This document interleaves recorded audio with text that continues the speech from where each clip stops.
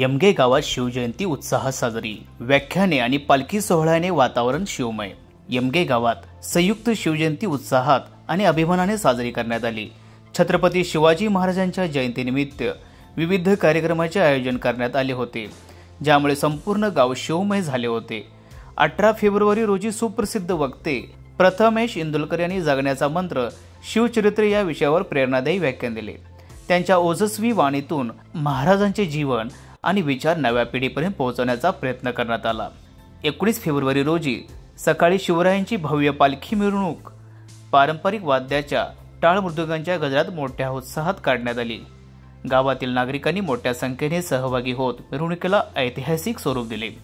रात्री प्राध्यापक युवराज पाटील सरांचे आता तरी जागे होऊया, चला कुटुंब जपूया या विषयावर विशेष व्याख्यान झाले।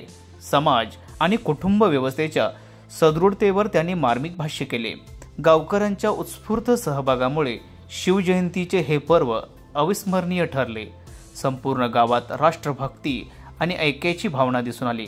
आयोजक मंडळाच्या अथक प्रयत्नामुळे हा सोहळा यशस्वीरित्या पार पडला।